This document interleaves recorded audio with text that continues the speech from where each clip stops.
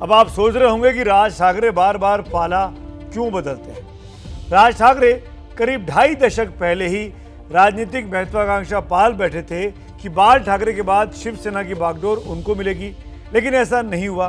फिर अपनी राजनीतिक महत्वाकांक्षा को पूरा करने के चक्कर में वो अलग अलग राजनीतिक दलों के साथ अपना हिसाब किताब बिठाते रहे। शिवसेना से उन्हें हिंदुत्व की पहचान मिली थी, लेकिन बदलते वक्त के साथ वो कभी बीजेपी के साथ रहे, कभी कांग्रेस और कभी शरद पवार के पक्ष में।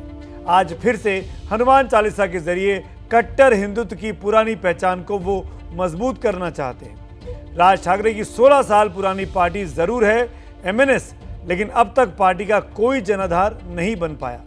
उसको मजबूत करने की चुनौती उनको कभी इस दल के करीब ले गई तो कभी उस दल के करीब। अब आप देखिए कि 10 साल पहले बनी आम आदमी पार्टी 2 राज्यों में सरकार बना चुकी है, लेकिन एमएनएस 16 सालों में कहीं भी खड़ी नहीं दिखाई देती, एक विधायक पर ही अटकी हुई है।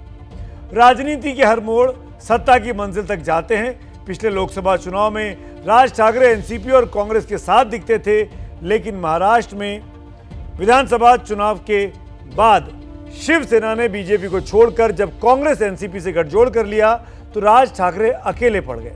अब हनुमान चालीसा वाले विवाद से वो केंद्रीय सत्ता के करीब आने की यानी बीजेपी के करीब आने की कोशिश करते दिखाई देते हैं। लेकिन सवाल है, राज ठाकरे का हिंदुत्व किसको फायदा पहुंचाएगा?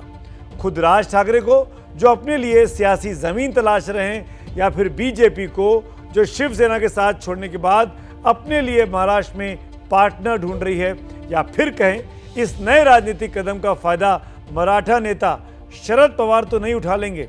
राजनीति की इस 3 तिकड़म को समझने के लिए देखिए मेरे सहयोगी रौनक कुकड़े की मुंबई से एक्सक्लूसिव रिपोर्ट।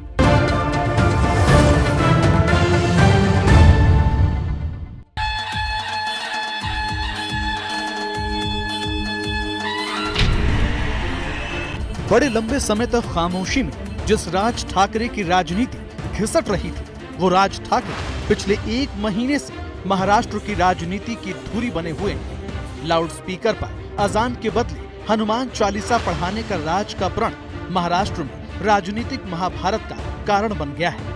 4 तारीख के बाद हम लोग अगर लाउडस्पीकर चलाए गए तो उसके सामने हम लोग हनुमान चालीसा इस महाराष्ट्र में देश में लोग चलाएंगे, और जब निवेदन की भाषा जब नहीं समझ में आती तब आंदोलन की भाषा शुरू हो जाती। आज जिस तरह से हमारे मंदिरों के ऊपर से ये आरती लोगों को सुनने नहीं आई, इस इतिहास में कभी नहीं हुआ था।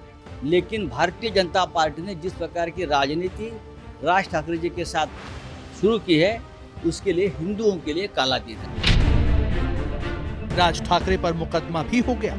राज ठाकरे के निशाने पर सीधे उनके चचेरे भाई और मुख्यमंत्री उद्धव ठाकरे हैं, जिनको अपने एक ट्वीट में राज ठाकरे योगी आदित्यनाथ से तुलना करते हुए भोगी तक कह चुके हैं। जवाब में बीजेपी उन्हें अंग वस्त्र पार्टी तक कह चुकी है। लेकिन शिवसेना का दर्द इससे कहीं ज्यादा बड़ा है। उसे लगता है कि जुबान राज ठाकरे की है, पर स्क्रिप्ट बीजेपी की है। उनका आंदोलन पहले था मराठी में फूट डालने का, वो नहीं हो पाया तो भारतीय जनता पार्टी को पकड़कर हिंदू में फूट डालने का काम चल रहा है। शिवसेना को लगता है कि बीजेपी राज ठाकरे के कंधे पर हनुमान चालीसा वाली बंदूक रखकर हिंदू वोट पर निशाना साधना चाहती है। लेकिन कहते हैं ना कि राजनीति में उत्तर दिशा में जाते हुए रास्ते की मंजिल कब दक्षिण की तरफ चली जाए, ये कोई नहीं जानता। इसलिए जब पवार पर राज ठाकरे जातिवादी पार्टी होने का गंभीर आरोप लगाते हैं तो सवाल उठता है, खासकर उस बाबा साहेब पुरंदरे का हवाला देकर, जिनके जरिए राज ठाकरे शरद पवार पर लगातार हमला कर रहे हैं।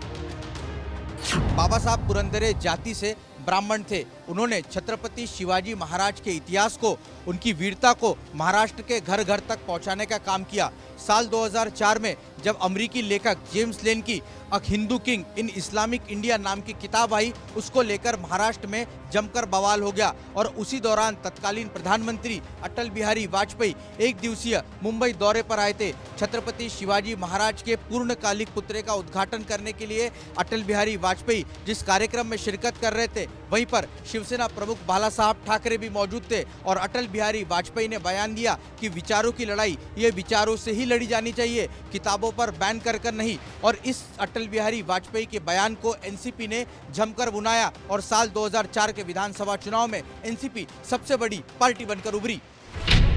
अब महाराष्ट्र में वोट का जाति गणित समझिए। शिवशाहीर बाबा साहेब पुरंदरे ब्राह्मण थे, जिनकी तारीफ राज ठाकरे कर रहे हैं और जिनके जरिए पवार पर हमला बोल रहे हैं। दूसरी तरफ शिवाजी मराठा थे और पवार भी मराठा हैं और मराठा वाली राजनीति करते हैं। महाराष्ट्र में मराठा वोट 30% से ज्यादा है।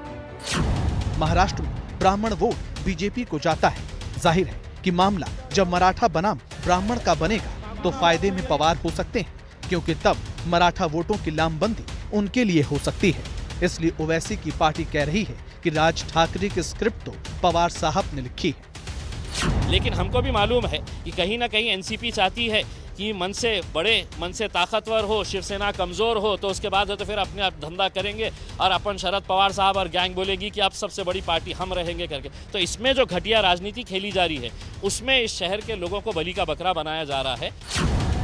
वैसे भी पवार की सियासी बुद्धि ऐसी है कि उन्हें आधुनिक चाणक्य कहा जाता है।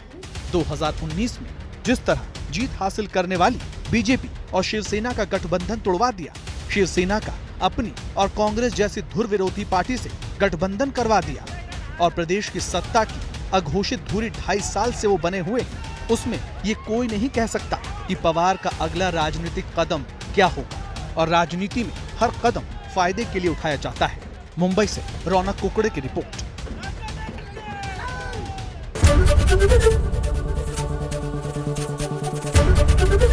एबीपी न्यूज आपको रखे आगे।